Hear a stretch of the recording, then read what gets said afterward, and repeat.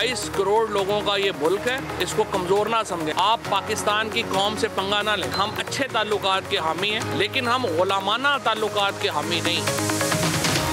We have summoned the Ambassador of the United States to Pakistan, Mr. Donald Bloom, to the Foreign Office of Pakistan for an official démarche. तो अमरीकी सदर के बयान की कोई बुनियाद नहीं है, वो मुकम्मल तौर पर बेबुनियाद है। बिस्मिल्लाहिर्रहमानिर्रहीम, अस्सलाम वालेकुम। आप देख रहे हैं प्रोग्राम मेरे सवाल और मैं हूं आपका मेज़बान सैयद फवाज़ ज़ैदी। नाज़रीन, शो के मुस्तकिल मेज़बान जनाब मंसूर अली ख़ान छुट्टी पर हैं, इसलिए शो की ज़िम्मेदारी मुझ पर है। नाज़रीन, आज अमरीकी सदर जो बाइडन ने रूस यूक्रेन जंग पर बात के दौरान पाकिस्तान पर इल्ज़ामात लगाए और कहा कि पाकिस्तान दुनिया के ख़तरनाक तरीन ममालिक में से है। पाकिस्तान का एटमी प्रोग्राम बेतरतीब है। बड़ी अजीब बात की है, बड़ी गैर ज़िम्मेदाराना उन्होंने बात की है, बड़ा गैर ज़िम्मेदाराना बयान उनकी जानिब से दिया गया है। इस बयान के आ जाने के बाद तमाम सियासतदान, ये एक अच्छी बात है कि यकजा नज़र आए। वज़ीर आज़म ने कहा कि वाज़े अल्फाज में एक बार फिर दोहराने दिया जाए कि पाकिस्तान एक ज़िम्मेदार जौहरी रियासत है। पाकिस्तान एटमी हथियारों की हिफाजत पूरी संजीदगी से करता है, किसी को भी इसमें शक नहीं होना चाहिए। इसी तरह वज़ीर ख़ारजा बिलावल भुट्टो ज़रदारी ने भी प्रेस कॉन्फ्रेंस की। उन्होंने कहा कि अमरीकी सदर का बयान सुनकर उन्हें हैरत हुई। अगर किसी मुल्क के एटमी हथियारों पर सवाल उठता है तो वो हमारा पड़ोसी मुल्क भारत है। अमरीकी सफ़ीर को तलब करके एहतजाज भी किया गया है। नवाज शरीफ और इमरान खान भी हमें इस बयान के बाद कम अज़ कम पहली दफ़ा ये कहा जा सकता है कि एक पेज पर ज़रूर नज़र आए कि पाकिस्तान के एटमी असासे महफूज हाथों में। एक ऐसे वक्त में कि जब माज़ी करीब में वज़ीर आज़म से अमरीकी सदर की मुलाकात भी हुई है, वज़ीर ख़ारजा और आर्मी चीफ भी हाल ही में अमरीका का दौरा करके आए हैं, तो इस बयान का क्या मकसद है, इस पर बात करेंगे। और इसके साथ वज़ीर आज़म ने मुफ्ती महमूद कॉन्फ्रेंस से खिताब भी किया है आज और कहा है कि हुकूमत फूलों की सेज नहीं है, कांटों से भरा हुआ रास्ता है। अब सवाल ये पैदा होता है कि ये कांटों भरा रास्ता चुनना आपकी अपनी चॉइस थी। पूछेंगे हुकूमती नुमाइंदे से कि एक ऐसे वक्त में कि जब मुल्की मईशत के बिगाड़ का ज़िम्मेदार आपकी जानिब से यानी हुकूमत की जानिब से इमरान खान को करार दिया जाता है, तो इस मईशत के ठीक करने के लिए हुकूमत क्या कर रही है, आवाम को रिलीफ देने के लिए क्या कर रही है। नाज़रीन, इसके साथ साथ कल बरोज़ इतवार 16 अक्टूबर को कौमी असम्बली की 8 और सूबाई असम्बली की 3 नशिस्तों पर ज़िमनी इंतखाब का मार्का भी होना है। बड़ा अहम मार्का है। ये इंतखाबात इसलिए भी अहम हैं कि इमरान खान कौमी असम्बली की 8 में से 7 नशिस्तों पर खुद ही इलेक्शन लड़ रहे हैं। ये एक टेस्ट केस होगा इमरान खान के लिए कि जिनकी जमात का ये दावा है कि इमरान खान मुल्क के मकबूल तरीन लीडर हैं और उनका बयानिया अवाम में बेहद मकबूल हो रहा है। दूसरी तरफ है PDM, इनका इत्तेहाद है जिनकी जानिब से भी कामयाबी के भरपूर दावे किए जा रहे हैं। इन मौज़ूआत पर तफसील से बात करेंगे। मौजूद होंगी नून लीग से हिना परवेज़ भट्ट साहिबा, पाकिस्तान पीपल्स पार्टी से जनाब कादिर खान मंदोखेल साहब हमें ज्वाइन कर चुके हैं और सीनियर तजियाकार जनाब अथर काज़मी साहब भी हमें ज्वाइन कर चुके हैं। लेकिन पहले जो बाइडन का बयान सामने आया है उस पर एजाज़ चौधरी साहब हमें ज्वाइन कर चुके हैं, साबिक़ सेक्रेटरी ख़ारजा और अमरीका में पाकिस्तान के साबिक़ सफ़ीर भी रह चुके हैं। उनसे गुफ्तगू का आगाज़ करते हैं। बहुत शुक्रिया एजाज़ चौधरी साहब आपका वक्त के लिए। ये बताइएगा कि आज अमरीकी सदर का जो बयान आया है, क्या ये रिवायती बयान है, गैर मुनासिब बयान है, गैर ज़रूरी बयान है? पाकिस्तान तो हमेशा से हमने देखा है कि अच्छे ताल्लुकात का ख्वाह है, अमरीका के साथ अच्छे ताल्लुकात बनाना चाहता है। ये बयान आखिर किस चीज़ की गमाज़ी करता है? जी, आपने दुरुस्त कहा जी, ये गैर ज़रूरी भी है, गैर मुनासिब भी है, क्योंकि अमरीकी सदर को ज़ेब नहीं देता कि इतनी यानी इस तरह का बयान किसी मुल्क के हवाले से दे।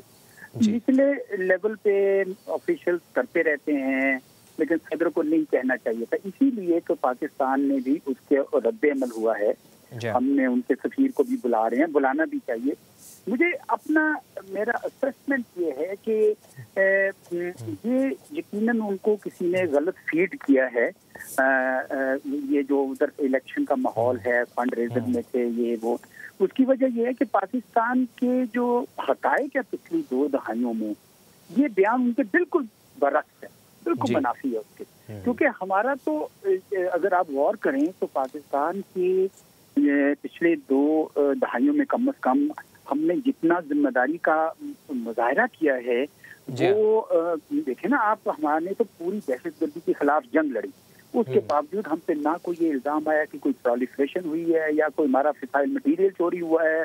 हमारे पावर जनरेट कर रहे हैं हम, उसकी हमारे मेडिकल सेंटर बने हुए हैं 19 के करीब, उसमें फिसाइल मटेरियल इस्तेमाल होता है, ना यूरेनियम चोरी हुआ है, ना कोई एक्सीडेंट हुआ है। मैं यही आपसे पूछना चाह रहा था एजाज चौधरी साहब कि इंटरनेशनल एजेंसीज भी मुतमईन हैं हमारे किरदार से, जो हम जिस तरह से अपने एटमी असासों की हिफाजत कर रहे हैं। हमने हमेशा जिम्मेदारी का मुजाहरा किया, जिस तरह आपने भी फरमाया, बल्कि गैर जिम्मेदारी का मुजाहरा तो हमारे पड़ोसी भारत ने किया, जिसका आज तस्करा बिलावल भुट्टो जरदारी साहब ने अपनी प्रेस कॉन्फ्रेंस में भी किया है। मिस फायर होता है मिसाइल उनकी जानिब से, यूरेनियम चोरी के वाकयात वहाँ पर पेश आते हैं, तो आलमी क़ुव्वतों को इस तरफ भी तो देखना चाहिए ना। बिल्कुल सही है। ये जो डबल स्टैंडर्ड्स हैं, दोहरा मेयार जो है, उसकी वजह से लेकिन मैं आपको एक बात बताऊं, ज्यादा हमें तजब्जुब नहीं इससे होना चाहिए। उसकी वजह यह है कि पाकिस्तान जो है, पाकिस्तान को खुद को पता है कि हमारे लिए ये रेड लाइन है, जो हमारा ये जो न्यूक्लियर डिटेरेंस है, ये हमारे दिफा के लिए है। हम इस पे कोई कंप्रोमाइज नहीं कर सकते। और मुझे खुशी है कि पाकिस्तान के तमाम सियासतदानों ने इस वक्त इसके ऊपर यानी एक आवाज होकर उठाया है।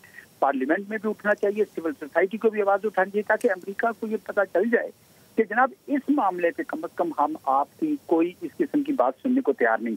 इसका ये मतलब भी नहीं है कि जी हम वो कहें कि अब हमारी आपसे दोस्ती खत्म और ये खत्म और वो नहीं मैं कह रहा। यानी हम अमेरिका को ये रियलाइज करा सकते हैं कि वो गलत सोच रहे हैं। क्या अमेरिकी सदर को आपके मुताबिक आप समझते हैं कि मिसलीड किया गया है उन लोगों की जानिब से जो पाकिस्तान के मुखालिफ हैं? और सर, इस बयान की ऑफिशियली हैसियत क्या होगी?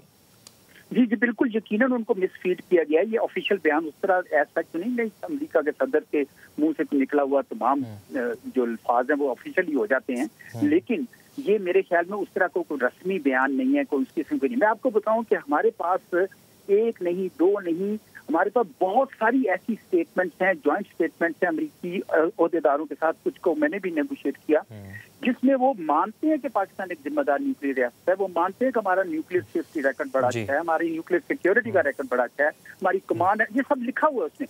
हमें वो सारे तराशे जमा करके उनको डिमार्श में देना चाहिए कि जनाब ये तो आप खुद मानते रहे, तो आपने अपने सदर को क्या बताया जाके। तो इस तरह का मेरा ख्याल है हमें बड़ा एक मुदल्लल किस्म का जवाब देना चाहिए। सही नहीं, ये जो अभी बयान आया है, जो ख़ास तौर पर पाकिस्तानी पॉलिटिकल क़यादत की जानिब से दिया गया है, हुकूमत की जानिब से दिया गया, वज़ीर ख़ारजा ने प्रेस कॉन्फ्रेंस की, आप समझते हैं कि ये बिल्कुल मुनासिब है? इतना तगड़ा बयान है और अमेरिका को इसी ज़बान में जवाब देना चाहिए था, उनके सफ़ीर को तलब करके जो एहतजाज किया गया है, मुरासला उनको थमाया गया है, ये काफ़ी है या इससे बढ़कर कुछ और होना चाहिए? नहीं देखिए, अभी कुछ थोड़ा सा और काम करने की जरूरत है। ये तो बहुत अच्छा जो भी हुआ है, उन तक ख्याल उनको टेम्परेचर का अंदाजा हो गया कि पाकिस्तान में इसको पसंद नहीं किया गया।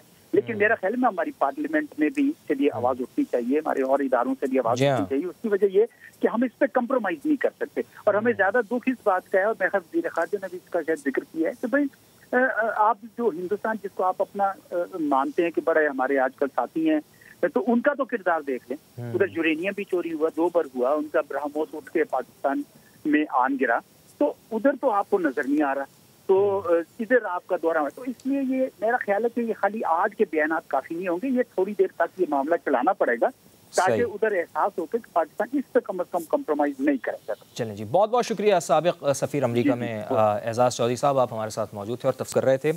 मौजूद मेहमान भी हमें ज्वाइन कर चुके हैं ना। परवेज़ भट्ट साहिबा, आप बताइएगा कि आज जो अमरीकी सदर ने बयान दिया है, गो के तमाम ही पॉलिटिकल क़यादत ने इसके ऊपर तहफ़्फ़ुज़ात का इज़हार किया, मज़म्मत इसकी की है, लेकिन हमने ये देखा है बदकिस्मती से आज भी हमने देखा कि इमरान खान साहब ने इसके ऊपर सियासी तौर पर बात की, काफ़ी तनकीद का निशाना बनाया आपकी हुकूमत को भी, लेकिन उसके ऊपर फिर मरियम नवाज़ साहिबा का भी ट्वीट आया। आप समझती हैं कि इतने अहम मामले को भी सियासी होना चाहिए? बिस्मिल्लाहिर्रहमानिर्रहीम। सबसे पहले तो मैं शहबाज शरीफ साहब का जो अभी बयान आया, जिसमें उन्होंने क्लियरली कहा कि जो यूएस प्रेसिडेंट की तरफ से स्टेटमेंट आई है उसको हम रिजेक्ट करते हैं क्योंकि वो फैक्चुअली इनकरेक्ट है। ठीक है। और बड़ा क्लियरली उन्होंने कहा कि पाकिस्तान एक रिस्पॉन्सिबल स्टेट है जो अपने इंटरनेशनल एटॉमिक एनर्जी एजेंसी के स्टैंडर्ड्स, इंटरनेशनल स्टैंडर्ड्स को मीट करता है।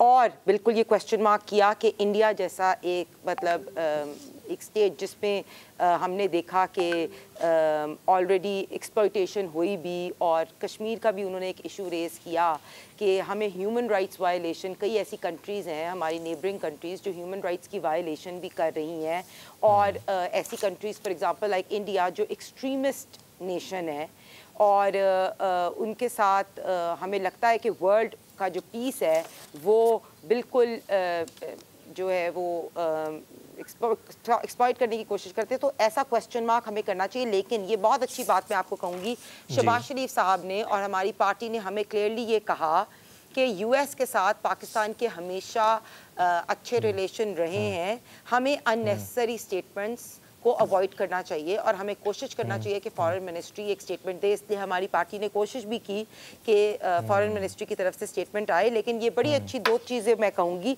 कि नवाज शरीफ साहब की सबसे पहली ट्वीट आई जिनमें उन्होंने सबसे पहले क्लियरली आके एज PMLN का पॉइंट ऑफ व्यू दे दिया कि पाकिस्तान एक रिस्पॉन्सिबल न्यूक्लियर स्टेट है, safeguarding the rights and national interest of the country. और इसी तरह मरियम बीबी ने बहुत एक अच्छी बात की जो आपने जो स्टार्ट किया। मैं आपको ये कहूँगी, इमरान खान पे क्यों क्वेश्चन मार्क क्रिएट होता है। देखें, इमरान खान साहब की एक दो स्टेटमेंट्स हैं जिसमें हमने देखा कि वो कह रहे हैं कि पाकिस्तान शायद ये न्यूक्लियर एसेट रखने के लिए सेफ नहीं है। मैं आपसे ये शेयर भी करूंगी कि उनकी एक जलसे की स्टेटमेंट है जिन पे उन्होंने पाकिस्तान, लेकिन आज की बात करें ना, वो तो कह रहे हैं बतौर साबिक वजीर आजम मैं इस बात को गमाजी करता हूँ। एक बात आज की बात करें ना, उन्होंने कहा कि जी हमारे हथियार बिल्कुल सेफ हैं। साहब ने नहीं, हमारे हथियार सेफ हैं, लेकिन इमरान खान साहब ने एक लॉबियस्ट फर्म हायर की थी, डेविड फैंटम जिसका ओनर है, जो एंटी ये जो हमारे न्यूक्लियर एसेट्स के ऊपर उसको प्रोजेक्ट करती है। तो ये क्वेश्चन मार्क हमारा रेज नहीं होता।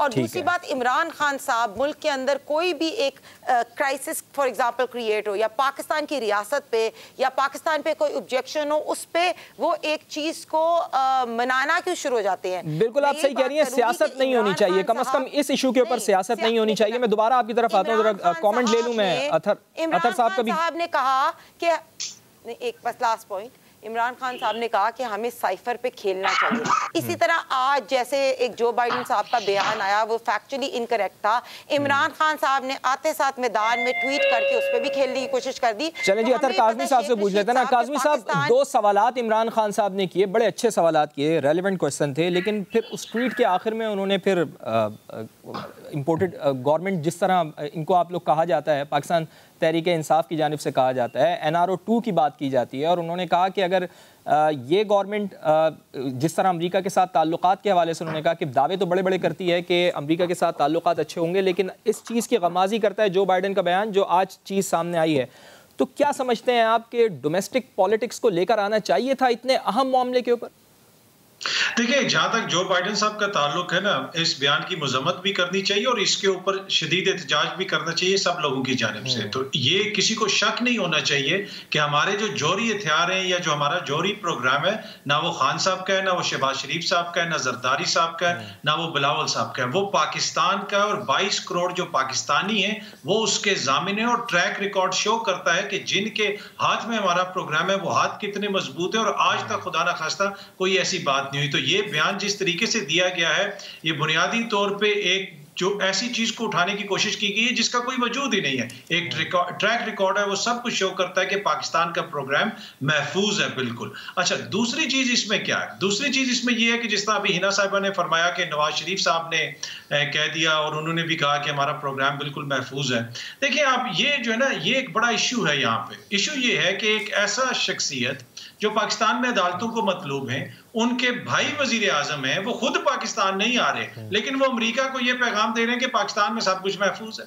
दूसरी बात ये है कि जिस मुल्क के अंदर ना बाकायदगी से हुकूमतें गिराई जाएं, हुकूमतें खड़ी की जाएं, जिस मुल्क के अंदर बाकायदगी से जो प्राइम मिनिस्टर ऑफिस है उसमें कोई भी हो, जो मुल्क का सबसे बड़ा जमहूरी इदारा है, वहां से बाकायदगी से ऑडियोज लीक की जाए, मुल्क के सबसे बड़े जमहूरी इदारे की तौहीन की जाए, जिस मुल्क के अंदर पार्लियामान इस तरह के कानून बनाए कि जनाब हमारे जितने भी असासे हैं तुम साबित करो कि। लेकिन अतर साहब, उनके बयानिए को तो नुकसान पहुंच रहा है ना। इमरान खान साहब ने जो बनाया हुआ है वो तो इनकी गवर्नमेंट को इम्पोर्टेड हुकूमत कहते हैं, तो अगर अमेरिका कोई ऐसी बात करता है तो वो तो अपनी बनाई हुई हुकूमत के खिलाफ चीज कर रहा है ना, स्टेटमेंट दे रहा है। पाकिस्तान को एटॉमिक कुव्वत बनाने वाला नवाज शरीफ साहब है। हाँ, अतर काज़मी साहब की बात नहीं, मैं यही कह रही थी, अतर नवाज शरीफ साहब की चले मैं अपनी बात मुकम्मल कर लूं, आप फिर काइंडली जरूर रिस्पॉन्ड कीजिएगा। मैं बता रहा हूं कि बाइडेन ने ये किया क्यों। रिस्पॉन्सिबल जर्नलिस्ट हैं, आप ये भी बता दें कि पाकिस्तान को एटॉमिक पावर बनाने वाला नवाज शरीफ साहब हैं।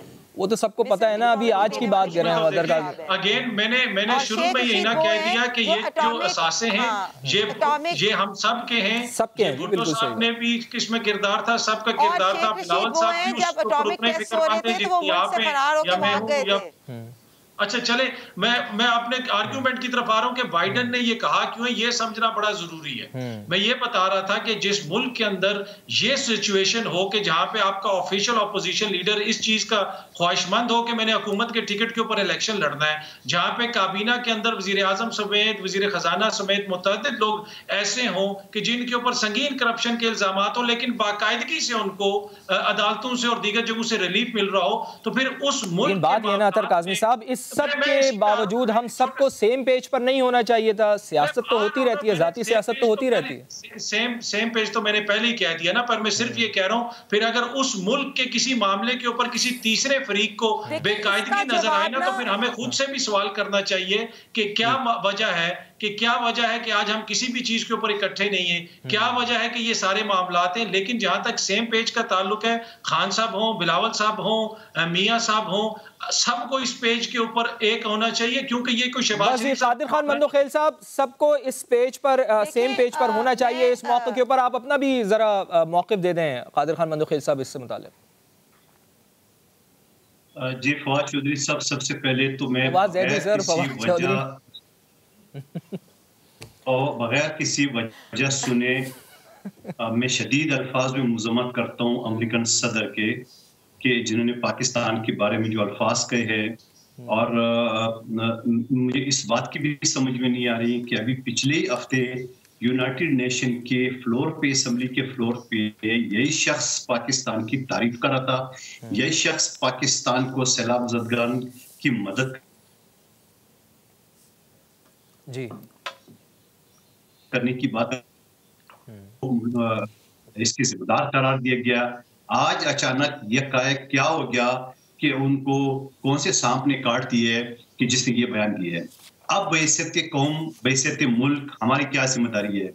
क्या अख्तर काज़मी साहब पीटीआई वालों को ये बताना पसंद करेंगे, इस बात पर कायल करेंगे कि आइए पीर वाले दिन सबसे पहले कादिर खान मंदोखेल ही खड़ा होगा असम्बली के फ्लोर पे, जो करारदाद लाएगा इनकी अमेरिकन सदर के खिलाफ मुज़म्मती करारदाद। क्या पीटीआई के लोग जो अमेरिका सारे पिछले 5 महीने से खेल रहे हैं, क्या वो हमारा साथ देंगे?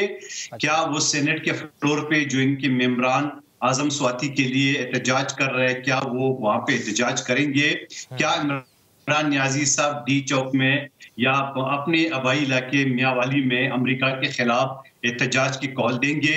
वो करेंगे। सवाल ये है कि हम सब अंदर से डरे हुए, हम सब अंदर से इमरान खान साहब को ये खदशा है कि NRO 2 आप लोगों को दे दिया गया है, वाइट कॉलर मुजरिमान को मुल्क लूटने का लाइसेंस दे दिया गया है, वो इस बात का शिकवा कर रहे हैं। कौमी सलामती पर कोई भी समझौता आप लोग कर सकते हैं, इस वजह से उनको ज्यादा परेशानी है।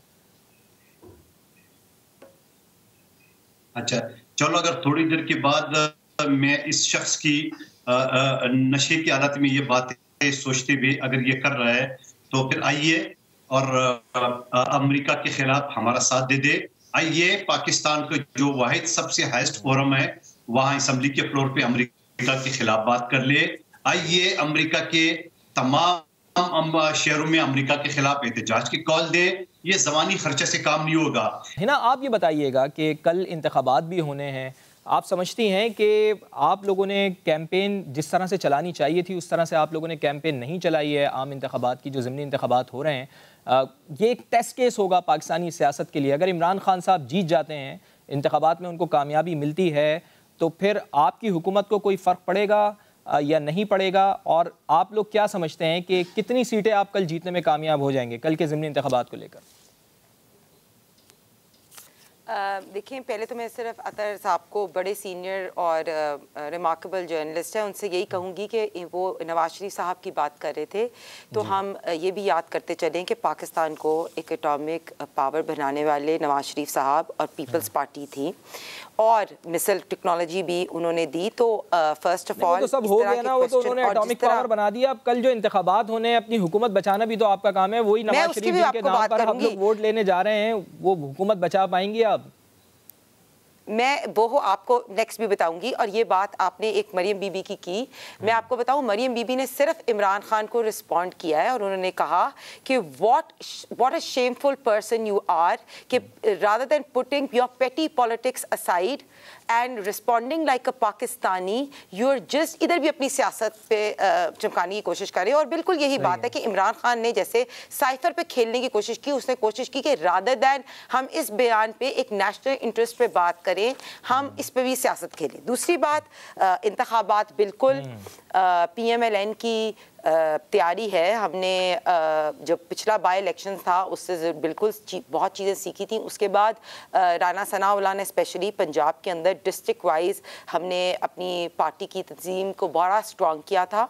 अच्छा। और आप देखना इंशाल्लाह ताला कल का इलेक्शन ये शो करेगा कि इसी में ये हम बात करें कि जब अवाम ये देखती है कि इमरान खान ने जानबूझ के उनको साइफर के ऊपर बेवकूफ़ बनाया और एक ऑडियो लीक आ गई जिस पे पता चला कि इमरान खान ने कोशिश की कि हम साइफर पे खेलते हैं। उसी तरह अवाम ये भी देखेगी कि आज इमरान खान ने जो बाइडन के बयान पे भी रादर देन उनको शो करना चाहिए था कि Pakistan as a state we united, उन्होंने उस पर भी खेलने की कोशिश की। फिर इमरान खान को जो है अवाम वो देखेगी कि रोज़ आते हैं और अपने अदारों पे अटैक करने की कोशिश करते हैं, ब्लैकमेल करते हैं। और फिर इमरान खान तो अपना काम कर रहे हैं ना, है ना। मेरा सवाल ये नहीं है, मेरा सवाल ये है कि इंतखाबात में कामयाबी आपको होगी, 8 नशिस्तों पर इमरान खान साहब को कितनी नशिस्तों पर आप शिकस्त देंगे? क्या आबिद शेर अली उनको हरा देंगे? मिली उससे, हाँ मैं बिल्कुल कहती आबिद शेर अली हरा देंगे। आबिद शेर अली बिकॉज पंजाब में आप देखें ना, पंजाब हुकूमत से भी क्वेश्चन मार्क होता है। हमारी हेल्थ मिनिस्टर जो है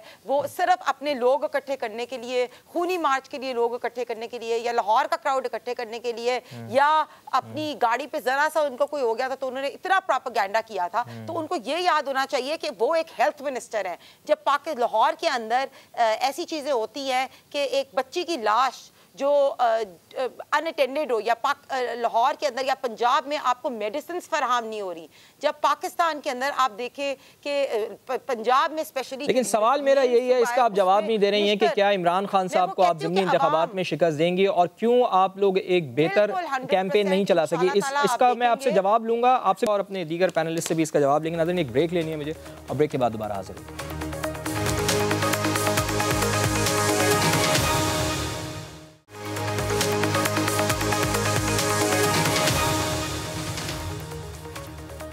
प्रोग्राम में एक बार फिर खुशामदीद। तो अतहर काज़मी साहब, मुझे ये बताइएगा कि कल 11 नशिस्तों पर ज़िमनी इंतखाबात होने वाले हैं। इसके नताइज यकीनन बहुत अहमियत के हामिल होंगे। मुल्की सियासी मंजरनामे में कितनी अहमियत का हामिल है कल होने वाला ज़िमनी इंतखाब, और आगे की समत क्या यही इंतखाब मुतय्यन करेगा या दीगर फैक्टर्स हैं? सियासत में तो देखिए बहुत सारे फैक्टर्स होते हैं। ये इंतखाबात भी एक यकीनन अहम है, और इन इंतखाबात की अहमियत एक इस वजह से भी है कि जिस तरह का माहौल है इस वक्त, सियासी माहौल है मुल्क के अंदर, खान साहब बहुत सारे हल्कों से खुद इलेक्शन लड़ रहे हैं, और दूसरे वो जो हुकूमत है उन्होंने ये हल्के भी खुद सिलेक्ट किए हैं। उन्होंने बाकायदा वो जो मुबैना ऑडियो लीक्स हुई थी उसमें आपने सुना होगा कि उन्होंने बताया था कि कौन कौन से हल्के में जो है हमने इस्तीफे मंजूर करने हैं, और अगर आप उन हल्कों को निकाल के देख लें, आप खुद बाखबर सहाफी हैं, आपको पता चल जाएगा कि वो इस्तीफे वहां पे क्यों मंजूर किए गए। तो अहमियत तो है इनकी। अच्छा। लेकिन क्या कल जो इसके फैसला आएगा उससे सारे मामलात हल हो जाएंगे? मुझे नहीं लगता है कि उससे मामलात बिल्कुल for once and all settle हो जाएंगे। खान साहब इन ज़िमनी इंतखाबात में इसलिए जाना चाह रहे हैं, शायद वो ये समझते हैं कि अगर मुझे कामयाबी मिली तो फिर लॉन्ग मार्च में मुझे उससे फायदा होगा, और हुकूमत को ये समझती होगी कि अगर हमने कल इमरान खान को शिकस्त दे दी तो इमरान खान का बयानिया जो है बिल्कुल ज़ाहिर हो जाएगा। ये भी है अतर काज़मी साहब कि ज़िमनी इंतखाबात के नताइज क्या आम इंतखाबात के नताइज का तयन करेंगे सर, खास तौर पर कल होने वाले जो ज़िमनी इंतखाबात हैं? अच्छा ये देखिए, ये जो है जी ज़िमनी इंतखाबात प्लस हैं, इस तरह का माहौल कभी नहीं रहा। देखिए एक तरफ 13 जमातें हैं, उन्होंने अपने कैंडिडेट्स उतारे हैं। जो पिछले इंतखाबात हुए थे उसमें हर जमात का अपना अपना कैंडिडेट था। इस दफा जो इनके कैंडिडेट्स हैं वो मुश्तरका कैंडिडेट्स हैं। तो मेरे ख्याल में ये आम ज़िमनी इंतखाबात नहीं है, इनकी अहमियत से आप इनकार नहीं कर सकते। हुकूमत के लिए भी और खान साहब के लिए, दोनों का टेस्ट है इन इंतखाबात। ठीक है। कादिर खान बंदूखेल साहब, इमरान खान के मुखालिफिन और कुछ तज्जियाकारों की भी यही राय है कि उन्होंने इतनी सियासी गलतियां कर दी हैं सर कि उनके लिए अब इख्तिदार के तमाम दरवाजे बंद हो गए हैं। तो ये बंद दरवाजे आप लोगों के लिए, पीडीएम के लिए कितने नेक शगुन साबित हो सकते हैं? देखिए बात यह है कि जो अतर काज़मी साहब फरमा रहे हैं ना इंतखाबात का या तमाम जमातों का, थोड़ा सा मैं इनको याद दिला दूं, ये सिर्फ इस्लामाबाद पे फोकस कर रहे हैं, जरा बाकी मुल्क को भी देख लें। खसूसी तौर पे कराची, जिस सीट पे मैं बैठा हूँ, ये 1 साल पहले पीपल्स पार्टी के मुकाबले में तमाम पीडीएम की जमातें, जो मिफ्ताह इस्माइल साहब कैंडिडेट थे, पीटीआई थी जो कि सिटिंग वहाँ पे एमएनए और सूबाई भी उनका एमपीए था, टीएलपी थी जिसके एमपी आज भी मेरे साथ है, और पीएसपी मुस्तफा कमाल साहब खुद खड़े थे, एमक्यू खुद खड़ी थी। तो उसके बावजूद पीपल्स पार्टी ने ये सीट हमारे वर्करों की मदद से ताउन से जीत गई। सवाल ये है कि अगर थोड़ी देर के लिए मैं एज्यूम भी कर लूं कि इमरान नियाजी साहब इन तमाम सीटों पे जीत भी जाए, तो इसे क्या साबित करेंगे? वो उसे क्या साबित करेंगे? क्योंकि हल्के के अवाम को भी पता है ये अच्छी तरह कि इन्हें न तो हल्फ लेना है, न इस सीट को ज़ाय करके ये तमाम जो अरबों खरबों रुपए जो खर्च हो रहा है उम्मीदवारों का और इलेक्शन कमीशन का, वो जाएगा सारा खड्डे में। इसके ऊपर दोबारा, क्योंकि अगर वो हल्फ तो लेगा नहीं, अगर ले भी ले तो एक सीट पे लेगा, बाकी तमाम सीटें दोबारा, क्योंकि एक सीट उनके पास पहले से मौजूद है, मियाँ वाली की ये 10वां या 9वां सीट है। सवाल ये है कि इन चीजों से वो क्या साबित करना चाहते हैं? मैं अपनी हुकूमत की कमजोरी ये समझ रहा हूँ, या क्या मसलियत है, या क्या वो सोच विचार कर रहे हैं कि इतनी बड़ी करप्शन जो कि गोगा गोगी का है उसकी तरफ नहीं जा रहे हैं, मुल्क दुश्मनी का जो उन्होंने हरकत की है उसकी तरफ नहीं जा रहे हैं, और फिर सारी चीजें करके। लेकिन मैं समझ रहा हूँ ठीक है, सियासी लोगों का एक स्टाइल होता है जलसे जुलूस का, ये भी पूरा कर ले। आप क्या समझती हैं कि क्या आपको उम्मीद है, क्यों आप इस कदर पर उम्मीद हैं कि कल के इंतखाबात, नून लीग के रहनुमाओं से बात की जाए तो कहते हैं कि जी हम कामयाबी हासिल करेंगे? मुझे ये बताएं कि महंगाई के होते हुए जब इमरान खान साहब का दौर था तो 150 रुपये पेट्रोल मिल रहा था, आटा 100 रुपये से कम था, घी कम था, बिजली कम थी, तेल कम था, सब चीज़ें कम थीं। तो क्यों वोटर, एक आम पाकिस्तानी आप लोगों को वोट देगा जबकि सारी चीज़ें भी आप लोगों ने महंगी कर दी हैं? पेट्रोल इतना हाई पे चला गया, डॉलर का रेट देखें, बिजली महंगी है, और सबसे बड़ी चीज़ तो आपके पास दिसंबर में अब गैस का बहरान भी सर उठा रहा है। तो एक आम वोटर, एक आम पाकिस्तानी जो आपसे शिकायत करता है कि आपने इतनी महंगाई कर दी है, तो वोट आपको क्यों देगा वो? देखिए, एक आम वोटर और एक आम पाकिस्तानी ये बात समझता है कि ये इमरान खान की अना का और ईगो का इलेक्शन है।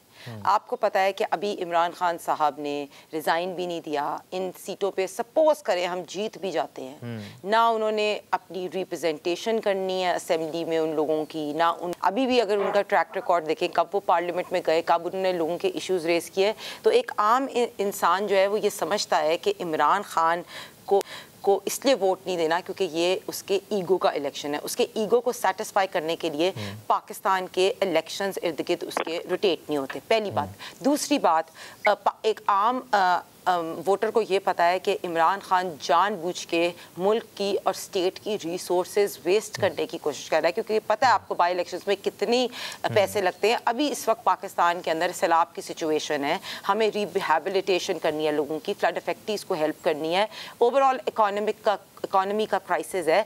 इस वक्त वो पैसे ज़ाया कर रहा है सिर्फ अपनी अना को सेटिस्फाई करने के लिए, पहली चीज़। दूसरी बात, हमारी आम आवाम को पता है in the last 3.5 years Imran Khan ने कैसे मईशत को तबाह बर्बाद कर दिया था। उनको पता चला कि उन्होंने किस तरह को पाकिस्तान के सोशल कल्चर, मॉरल फैब्रिक को तबाह बर्बाद कर दिया, पॉलिटिकली विक्टिमाइज किया अपने ओपोनेंट्स को, और पाकिस्तान को एक फॉरेन डिप्लोमेसी को देख लें, उसको किस तरह फेल किया। और ऑडियो लीक से प्रॉपर्ली समझ आ गया कि इमरान खान सिर्फ मुल्क के अंदर, क्या ऑडियो लीक से कोई फर्क पड़ा है इमरान खान के फॉलोअर्स के ऊपर ऑडियो लीक्स के आने के बाद? देखिए बिल्कुल फॉलोअर्स को ये पता चला है कि इमरान खान किसी भी इशू पे खेल सकते हैं, चाहे वो मुल्क की सलामती हो, चाहे वो पाकिस्तान की इकॉनमी हो, चाहे वो अभी जो बाइडेन का बयान हो, उनको खेलना जो है ना वो मुल्क की अपने बयानिए को बचाने के लिए उनको किसी अदारे पे अटैक, आई थिंक आम पाकिस्तानी को पता चल गया ये अदारों पे भी अटैक कर सकते हैं, उनको पता चल गया है कि ये अपनी सियासत बचाने के लिए लेकिन इसका पता ये तो कल पता चल जाएगा कि आम पाकिस्तानी क्या सोच रहा है, क्या वो आपको फेवर कर रहा है, साहब को फेवर कर रहा है, इसका हमें कल पता चलेगा। लेकिन जिन बातों का है ना आपने जिक्र किया, इलेक्शन कमीशन ऑफ पाकिस्तान ने उन तमाम को रद्द कर दिया और उन्होंने कहा कि जी ज़िमनी इंतखाबात होने ही हैं। एक ब्रेक लेंगे नाज़रीन, ब्रेक के बाद अपनी गुफ्तगू का सिलसिला आगे बढ़ाएं। प्रोग्राम में एक बार फिर खुशामदीद और आखिरी हिस्सा है। अतहर काज़मी साहब, मुझे ये बताइएगा कि करोड़ों रुपए लगते हैं कौमी असम्बली या सूबाई असम्बली के एक हल्के में इंतखाब के लिए, तो ये फिर क्या रवैया है कि इमरान खान साहब कह रहे हैं कि इलेक्शन में हिस्सा भी लेना है, पार्लियामेंट में नहीं जाना।